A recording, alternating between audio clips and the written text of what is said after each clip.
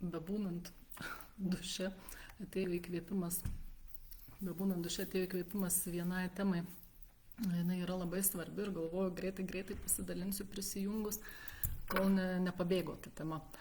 Tai seksualinė energija, mūsų potraukis, poreikis, tuo pačiu santykis su vyru, kodėl dingsta tas potraukis ir poreikis, nebesinori, kodėl tai darome iš pareigos, nes reikia, bet labai daug moterų, pavyzdžiui, rašo man, kad sako, man sekso gali ir nebūti, aš tai darau tik todėl, kad vyrui reikia, aš galiu ir be to gyventi. Kitos moterys jaučia diskomfortą, skausmą, nepatogumą, nemalonumą, nepatiria malonumo. Kitom būna skausmingos mėnesinės su dideliu kiekiu kraujo. Tai vat kas visą tai įtakoja. Kaip žinome, seksualinė energija, jinai yra gana stipri energija. Kiekvienas mūsų gyvenimo partneris nuo pirmo iki paskutinio mumyse palieka, ne tik fiziniam lygmenį, bet ir subtiliam lygmenį palieka.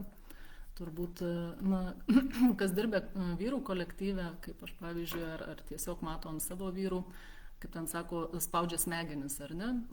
Kai vyras ilgiau negauna, jisai prasideda, jam visokie ten nervų priepuoliai, nepatenkinti, susierzinę. Ir aš kai dirbau vyrų kolektyve, būdavo labai aišku, mes buhalterijos moterim juokdavomės, kad, jau šitas jau turbūt jau buvo gerai jau jam, nes jau nuotaiko, jau viskas tvarko, jau nešaukė ten ant kitų, žinai, laimingas vaikščiojo, pasišokinėdamas vos ne. Tai vis tik kas vyksta subtiliam lygmenį, santykių metu, seksualinių santykių metu, ar ne? Vyras nuleidžia, baigia ne tik fiziniam lygmenį, bet jis tarsi atiduoda moteriai savo tą sukauptą neigiamą emociją, neigiamą energiją, stresą, įtampą, visą, kas jį ten slegia, kas jį spaudžia. Moters struktūra yra tokia, kad jinai gali su tuo susitvarkyti, jinai savimi transformuoja tą negatyvą ir tarsi išsilygina, viskas visiems būna gerai, bet ne visada taip yra viskas gražu ir fainai. Ta transformacija vyksta tuo metu, teisinga transformacija to negatyvo vyro vyksta tuo metu, kada būna tas santykis, ryšys švarus, tiesus, išvalytas, kaip čia pasakyti. Kada yra abipusis bendradarbiavimas, sutarimas, santarvė, ryšys, pagarba, meilė, visa kita, kai yra tvarkinga. Kai santykiai yra pastatyti ne ant to pagrindo, gyvenama kartu iš išskaičiavimo dėl vaikų, dėl namų, tuokiamasi buvo dėl to, kad, nežinau, pabėgti iš namų, iš sunkios aplinkos, santykių, tėvų įtakos, ar baimės likti vienišai, priežasčių daugybė yra, dėl ko žmonės tuokiasi, ar ne? Ir tas neteisingas kreivas pagrindas, jisai trukdo tam teisingam ryšiui, santykiui. Visos tos sukauptos neigiamos energijos, jos lieka mumyse kaip nuosėdos.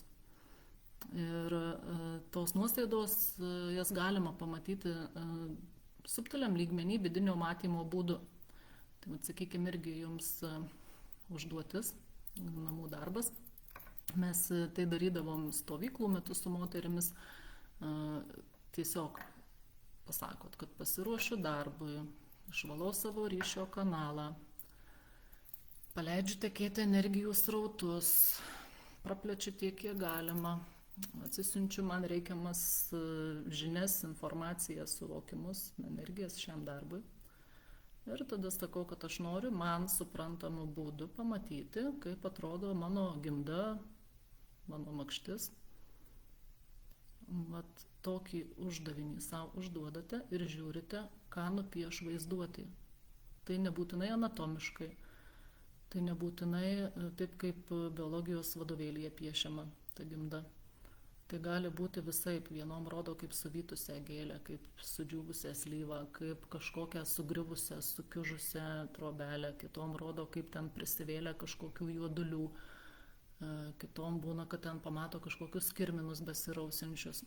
Visko būna ir tai, tai visaip gali ir būti. Kai pamatote vaizdinį, ką su tuo daryti, tada sakote, kad aš savo gimdą, savo lytinius organus, visą pirmą, antrą čakrą išvalau nuo visko, kas tenai neturi būti, anuliuoju, neutralizuoju visą neigiamą poveikį man, atstatau pažeistas struktūras ir paleidžiu gijimo procesus. Ir tada žiūrit, kaip jūsų žodžiai veikia. Kaip vyksta veiksmas, kai pasakote, kad aš išvalau, kas vyksta, kai pasakote, kad aš atstatau ir paleidžiu gijimo procesus. Tiesiog kuriat viduje tą filmuką, kaip valosi jūsų gimda nuo sienelių, kaip atsistato, kaip jinai atgyja, kaip atsigauna, kaip struktūros suveši, suklesti, kaip pasakyti, jeigu buvo pažeidimai kažkokie, žaizdelės užsitraukė, regeneruojasi. Tai yra tas atsistatymo procesas, kaip jisai vyksta. Galite įsivaizduoti, kad visi tie purvynai, viskas, kas ten buvo, tiesiog gražiai susirinka ir išteka, išbėga. Sakot, kad atiduodu motuliai žemėj pradirbimui, transformavimui. Motuliai žemėj, jinai tą gali, mes ją vaikščiojame, jinai mus nešioja, jos irgi tokia funkcija, sakykime, transformuoti mūsų rūpesčius, vargus, negatyvus. Nenustebkite, jei po šios praktikėlės prasidės kažkoks valymas ir fiziniam lygmenį. Buvę, kad stovyklos metu kai kuriom moterim ir mėnesinės prasidėdavo ne laiku ir ne vietoje, tiesiog. Tai yra natūralus procesas, tam tikrą prasme, aišku, mes galime, jeigu nepatinkam, tai nenorim fizinių lygmenių pradirbinėti situacijos. Dažnai būna, pavyzdžiui, jeigu aš užsigriebiu kažką pradirbti, galiu pradėti sloguoti, gerklę kabina, dar kažkas, toks fizinis kūnas jaučia tą pradirbimą, kažkokį sujudimą, struktūrų atstatymą. Aš tiesiog tada sakau, kad visas darbas, kuris vyksta subtiliam tam lygmenį energetiniam, kad aš visą tą darbą, jeigu jo kažkiek nubyrėjo į fizinį kūną ir mane jau pažeidė, paveikė, kad aš tarsi įsivaizduoju, kad iškeliu tą darbą iš fizinio lygmens į subtilųjį. Tai ir sakau, kad visas darbas, kuris vyksta, kad manęs nekabintų fiziškai, kad jau ten pradirbu viską, sutvarkau subtiliam tam energetiniam lygmenį ir manęs neliestų fiziškai. Tai va. Dabar kraujingos mėnesinės, labai skausmingos mėnesinės. Iš kur tai ateina? Tai ateina ne tik seksualinių santykių ir patirčių pasekoje. Šitą, ką prasivalysit, viskas ok. Dar reikia padaryti tokį dalyką, kad suvokti ir suprasti, kad kraujas iš vis jisai yra labai, labai stiprus dalykas, labai galingas dalykas, esmė, pagrindas mūsų informacijos, visos energoinformacijos, genetinės informacijos, jisai neša visą tą, nes iš kraujo lašo tu gali, su kraujo lašu tu žmogų gali nužudyti praktiškai, ar ne? Tai visa tai, kas vykę praeituose gyvenimuose, labai dažnai buvo naudojamos visokios ten kraujo magijos, sutartys pasirašytos krauju, ten tie visi astraliniai parazitai, velniai ir piktieji, nelabieji, tamsieji, jie labai labai stipriai buvo įnikę naudoti žmogaus kraują visiems ritualams, aukoms ir taip toliau. Ir jeigu mūsų sielos atmintyje yra failų su ta informacija susijusia su visom tokiom kraujo aukom, ritualais, priesaikom, sutartim, pasižadėjimais, tai mus įtakoja čia ir dabar, mes kenčiame per kraują. Ką padaryti? Mintyse sakom, kad aš paleidžiu automatiniam pradirbimui be mano sąmoningo įsikišimo visus gyvenimus, kuriuose neteisingai elgiausi su savo krauju. Anuliuoju visas sutartis, visus ritualus, magijas, viską, ką esu pridirbusi su krauju. Nutraukiu visas sutartis su tamsiaisiais atstovais, ar ne, visokiais ten velniais, demonais, astraliniais parazitais, jeigu tokios sutartys buvo pasirašytos. Tos sutartys būna pasirašytos tokiu būdu paprastu, pavyzdžiui, net ir dabar šiais laikais, ar ne, daug kas žino tuos zababonus, bajerius, kai ten atseit, nežinau, mėnesinių krauju, ten vyrus pamaitina, kad pririšt, pritraukti prie savęs, ar ne. Tai ir yra sutartis su tamsiaisiais. Nes žmogus tą darydamas, jisai konkrečiai pamina laisvą valią žmogaus. Laisva valia žmogaus visatoje yra pats didžiausias įstatymas, kaip pasakyti, kaip konstitucija, žmogaus laisva valia pasirinkti. Ir žmogus norintis pritraukti kažką prie savęs, jį įtakoti, apriboti kažkaip, tai jis pasirašo sutartį. Tai vat reikia tą suvokti, kad nebūtinai šiam gyvenime aš čia gyvenu sąmoningai, nieko tokio nedarau, bet gal tų praėjusių gyvenimų yra tokių daugybė buvusių, gal aš užsiminėjau juodąją magiją, gal dar kažką dariau ir tai niekur nedingsta, tai yra įrašas mūsų Akašos kronikose, mūsų sielos atminty ir aš tą turiu sutvarkyti tuos failus. Atsiprašyti mintyse visų, ką palietė mano nesąmoningas šitas elgesys, kieno pažeidžiau laisvą valią, kieno pažeidžiau gyvenimo planą. Mintyse tiesiog ir sakau, kad aš atsiprašau visų, kam aš pakenkiau, sąmoningai, nesąmoningai. Siunčiu visiems energetinės kompensacijas, atleidžiu savo, kad buvau tokia nesąmoninga. Jokios kaltės čia tame negali būti, tiesiog elgiamės kiekviename gyvenime taip, kaip tuo metu suprantame, tiek kiek galime suvokti. Tai va tokį tą energetinį balansą suvedam, kad aš atsiprašau, nusiunčiu energetinės kompensacijas, atleidžiu savo.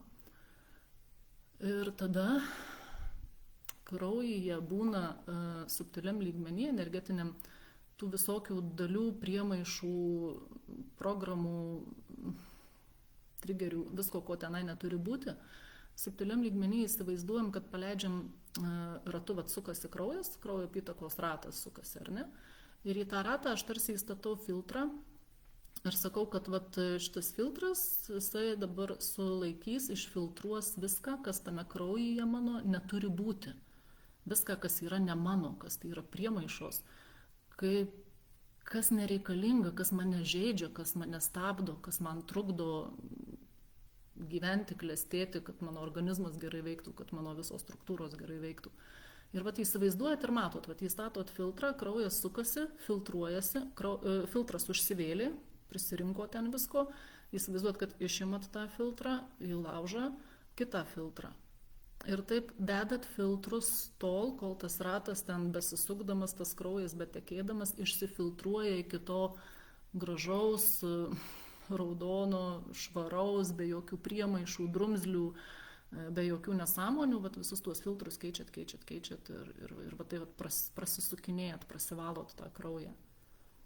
Tada būtų labai įdomu po tokių praktikų, galima kelis kartus kartoti, kad parašytumėte, ar pasijauti poveikis, skirtumas pačių mėnesinių, kokios jos tapo. Nes pavyzdžiui, aš šiuo metu, pas mane mėnesinės trunka 2 dienas maksimum, 3 dieną jau šiek tiek pateplioja, jos yra visiškai neskausmingos, nekraujingos ir taip toliau, reguliarios, tikslios ir taip toliau. Tai galima tą susitvarkyti tikrai.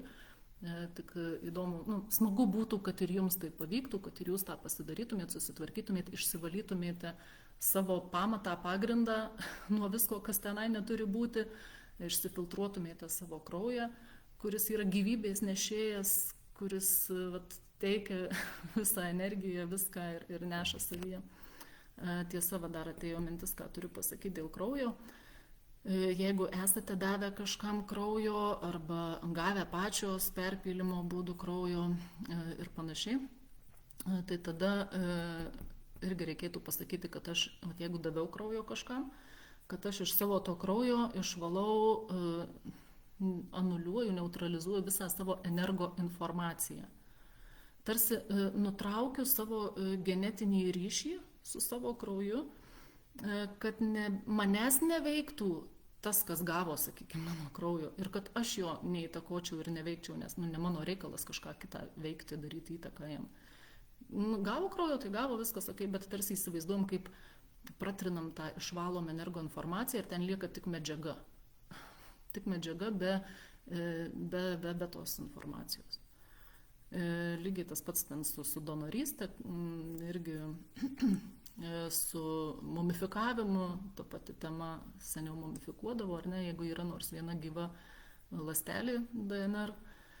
Mes nesvarbu, kad mes einam per gyvenimus, bet jeigu mes kažkada praeituose gyvenimuose buvom kažkaip mumifikuoti ir mūsų dar kažkas yra likę ten po žemė kažkur, tai mes kaip sielos mes turime ryšį su tuo kūnu, tai yra energoinformaciniai tiesai, tai siūlai ryšiai ir mus tai gali veikti ir įtakoti, nes sakykime, jeigu pavyzdžiui esam kažkur praeitam gyvenime neseniai palaidoti ir yra dar mūsų ten kažkokių artimųjų, kurie eina ant kapo, dega žvakes, meldžiasi, užsako mišes arba gailisi ir taip toliau, mes vienareikšmiškai gaunam kažkokį tai poveikį, dėl ko mums gali būti sunku šiame gyvenime sklandžiai gyventi, priimti sprendimus, džiaugtis tuo gyvenimu ir taip toliau, tarsi mus kažkas stabdo, laiko, trukdo drąsiai žygiuoti ir taip toliau. Tai bet irgi tą galima išsivalyti, tą visą energoinformaciją iš visų gyvų ląstelių, kurios yra likę mano praeituose gyvenimuose, nes kaip tai veikia, kodėl yra ta likus informacija. Kai užsimezga gyvybė, vyro ir moters ląstelės susijungia, ar ne, naujas DNR susikuria. DNR yra kaip muzikos grotuvas, ar ne, o siela yra kaip kompaktas. Ir DNR nuskaitinėja informaciją iš aplinkos ima. Ir kokia ateina siela, taip nuskaito, taip vystosi fizinis kūnas. Nuo to priklauso, ar bus apsigimimų, ar bus ligų, ar bus kažkokių autoimuninių dalykų. Toks žmogus gimsta, nes jis būna užkrautas sielos informacija iš praeities. Ir jeigu tos ląstelės fizinės liko kažkur gyvos dar su sielos informacija, tai mes irgi turim tą pačią sielą dabar ir tai mus veikia ir įtakoja, nelyginant nuo to, ką veikia dabar su mūsų tom likusiom ląstelėm kažkur gyvom. Tai tiesiog galima pasakyti, kad aš išvalau, neutralizuoju, anuliuoju visą savo energoinformaciją iš visų likusių gyvų mano struktūrų šioje žemėje ir kituose pasauliuose. Ir taip tarsi išsilengvinti, susirinkti savo dalis į čia ir dabar. Tai dabar žiūriu, gal dar klausimų kažkokių. Smagu, kad laiku ši tema.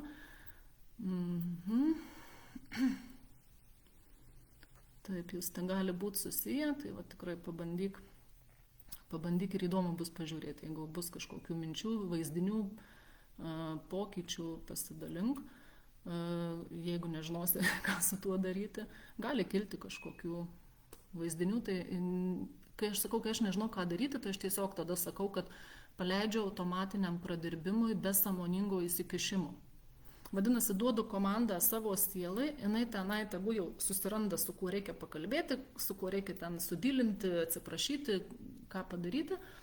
Be mano sąmoningo įsikišimo. Jau nusiima sluoksnis svoris tos situacijos, jinai taip nebeįtakoja tiek, kiek įmanoma, tenai be mano sąmoningo įsikišimo pradirbama, sutvarkoma. Retais atvejais būna, kad reikia jau protų suvokti, kur aš ten ką pridirbau, ką aš ten padariau, kad įvyktų ta geresnė transformacija, geresnis išjautimas situacijos ir tas suvokimas pats, kad ką reikėjo daryti, kaip dabar nedaryti, kokią pamoką man tai neša. Bet, sakau, šiais laikais jau dabar tai jau yra retesnis atvejis, kada reikia eiti protų į tą praeitą gyvenimą, nes seniau ten, sakykime, prieš 10-15 metų tai reikėjo vos ne kiekvieną gyvenimą kelti ir žiūrėti. Dabar to nebereikia, viskas vyksta daug greičiau ir efektyviau. Tai šiam kartui turbūt tiek, kad net nepabostų žiūrėti ir iki kitų susiskambėjimų. Iki.